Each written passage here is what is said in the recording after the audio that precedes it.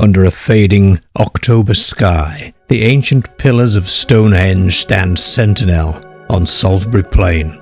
It's the autumn of 1977, and this timeless landscape becomes a stage for a UFO encounter that's so weird and multifaceted that it could have leapt from the pages of science fiction itself. Two ordinary families on a camping holiday would emerge as witnesses to one of the most significant UFO events in Britain. Over 3 consecutive nights, they observed silent golden orbs dancing over the plains, experienced baffling disturbances to electronic devices, and even reported a close encounter with a mysterious slug-like creature the size of a cow. The incident, rich in high strangeness, unfolded in the very shadow of Stonehenge. Stonehenge, of course, needs no introduction as a cradle of mystery rising from Salisbury Plain in Wiltshire. Its massive sarsen and bluestone monoliths are arranged with deliberate astronomical precision, aligned to the midsummer sunrise and midwinter sunset, and for over 4,000 years these stones have stirred the imagination. Medieval legend ascribed their construction to the wizard Merlin or giants. Archaeologists see in their layout an advanced understanding of celestial cycles. Stonehenge's very purpose, however, remains an enigma. A sun temple, an ancient calendar, a sacred burial site, or perhaps all of these. What is certain is that the site has always been associated with otherworldly significance. Salisbury Plain itself is a vast, wind-swept expanse which is used today by the Ministry of Defence for training exercises, but also home to deep folkloric currents. Locals whisper of ghostly drumming in the night, of spectral processions of druids, and of strange lights flitting over the downs. In the 60s, for example, the nearby town of Warminster earned fame as Britain's UFO capital during a wave of sightings known as the Warminster Thing. Scores of residents reported unexplained aerial phenomena, a thing heard buzzing and humming in the sky, mysterious flickering lights chronicled by journalist Arthur Shuttlewood. Hundreds of UFO reports emanated from this area in the 60s and the 70s, firmly planting Salisbury Plain on the ufological map. In mid-October of 77, 2 families from Cheshire, close friends seeking a peaceful getaway, arrived in Wiltshire with camping gear and youthful optimism. They towed a small caravan and pitched a tent on a patch of common land not far from Stonehenge's weathered circle of stones. Their plan was simple: a few days of getting away from it all, showing their children the famous monument and enjoying the open countryside. One of the fathers, an amateur filmmaker, also hoped to capture some footage of Stonehenge's majesty and mystique on his 8mm movie camera. As the family settled in, the iconic silhouette of Stonehenge loomed nearby, ancient and immutable. The children played and explored this wind-swept plain, their laughter carried on the breeze. By day, nothing seemed amiss. They visited the stones and pondered their antiquity, perhaps blissfully unaware that they stood on ground long rumoured to host more than just tourists. But as dusk fell on their second day, something happened. The sun had just slipped below the horizon, and a purple twilight settled over the plain. The families gathered in their caravan for an early evening respite. A portable battery-powered television was switched on, and without warning, the TV set abruptly fizzled into silence and went blank. Confusion spread through the group. The television had been fully charged before the trip and worked just fine until that very moment. They checked the battery and antenna to no avail, and someone stepped outside and looked up, and that is when they noticed the light. Hanging low in the darkening sky was a golden spherical object, eerily silent and unlike any aircraft. Presently more spheres appeared, sometimes a single light, then 3 or 4 at once, and even 7 on 1 or 2 occasions. The objects darted and danced in ways that defied conventional explanation.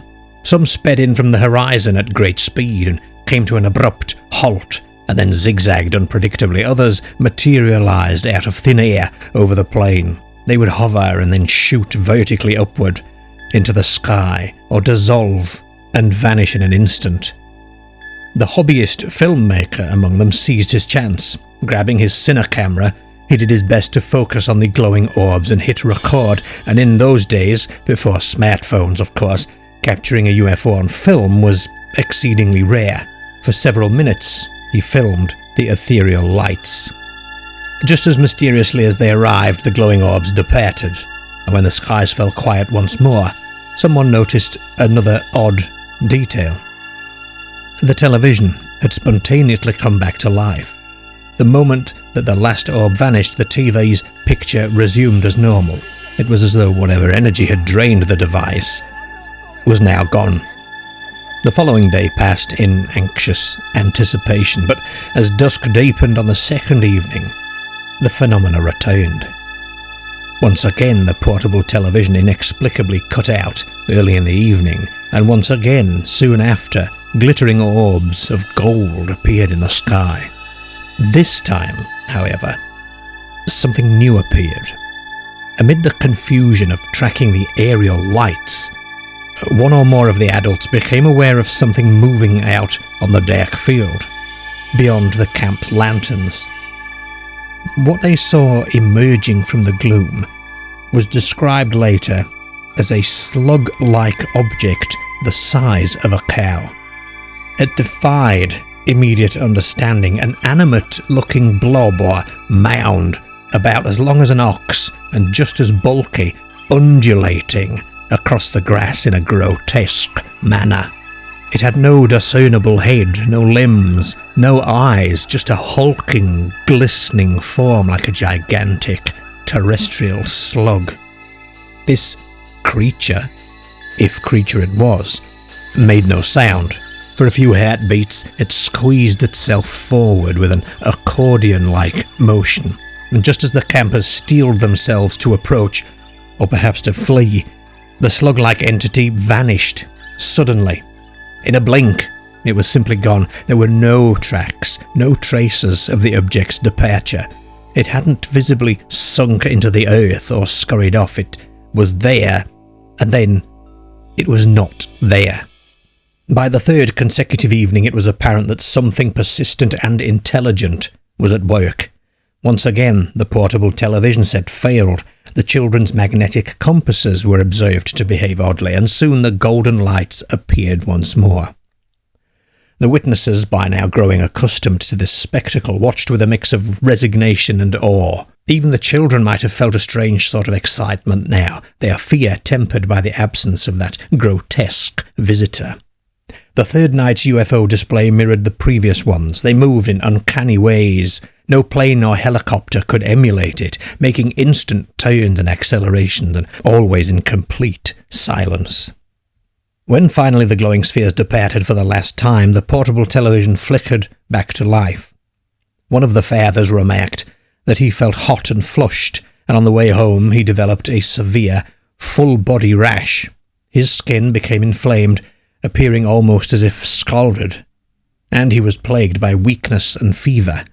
Doctors could find no ordinary cause. Introducing the Eerie's Vault Patreon page, a treasure trove of research notes, newspaper and magazine clippings, exclusive on-location video content, early access to public videos, and access to the Eerie Isles interactive Google map with countless sighting and encounter locations for you to peruse at your leisure. This will be updated each time a new video is released and will become one of the most comprehensive encounters maps in the world. With membership options from as little as £1 per month. What are you waiting for? Head over to the vault. The families contacted local UFO researchers, and their story reached the UFO Investigators Network, including Jenny Randalls and Peter Warrington. Warrington recognised that this encounter was highly unusual in both scope and credibility. Multiple witnesses, electromagnetic disturbances, a possible physiological injury, a ground-level entity sighting, and repeated UFO appearances, and actual film footage. The 8mm film reels were developed and analysed, and although grainy, they apparently showed glowing light sources moving in ways that no aircraft or known natural phenomena would. Granada TV arranged to view the footage. A meeting was set up between witnesses, the television producers, and the investigators. You can only imagine the scene. The projector whirring away, throwing grainy images of golden orbs dancing over blackness, whilst the families narrated the entire ordeal.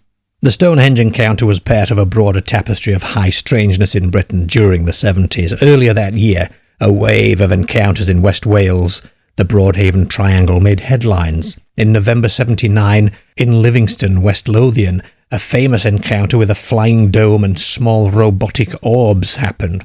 These incidents challenge the simple little grey aliens stereotype from the time, and they suggest a menagerie of phenomena. Stonehenge itself has long attracted theories linking it to extraterrestrials, and whilst mainstream science dismisses these notions, the coincidence of a notable UFO incident at Stonehenge was not lost on the public. Even English heritage officials joked that on solstices they are joined by a few UFO spotters too. You might say the old gods of the sky paid a visit to the old stones of the earth in 1977. Could the lights have been military flares? The witnesses dispute this. Parachute flares make noise and they leave smoke trails, and these things did not. The electromagnetic effects, not to mention the huge slug-like entity, rule out such a mundane explanation. Was it ball lightning or earth lights? Perhaps. Ball lightning is brief and rare and doesn't occur over 3 nights in specific patterns. Earth lights, again, are pretty speculative on their own, and they don't explain the creature. Eerie's Vault Live is a live stream show here on YouTube where you, the viewer, can have a call about your own stories about the weird, the paranormal, and the unexplained. The show starts at 9 p.m. GMT every Friday night, and we want to hear your stories. You can also email your stories ahead of the show to be read out live on air.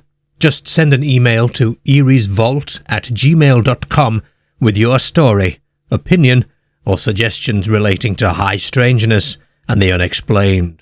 That's Eerie's Vault Live, Fridays at 9 p.m. GMT, here on YouTube. The lights could be probes, or craft. The slug-like being might be a scout, or a drone, or an alien life form. Few cases report such creatures, but some do. The sudden disappearance suggests possible advanced technology, interdimensional beings, potentially. And what about the coincidental cryptid theory? So maybe the lights were UFOs and the cryptid slug thing was just not related to them. It's the least convincing, isn't it? No known slug grows to the size of a cow. The idea stretches credibility even further than the potentiality of UFOs. Nearly half a century has passed since this happened, and it remains unsolved. Were these the ancient gods returning? Travellers from a distant planet? Or projections of our own consciousness on this stage of stones and sky? The Stonehenge UFO and the slug creature remain an absolute mystery. The plains of Salisbury have seen much over the ages, but on those October nights in 77, they hosted a drama that ensures Stonehenge's legacy of mystery lives well on into the space age. A monument to prehistory gained a new chapter that night, one written in lights and awe and fear. And what about the film that was taken, I hear you ask? Sadly, yes, sadly, it was never made publicly available.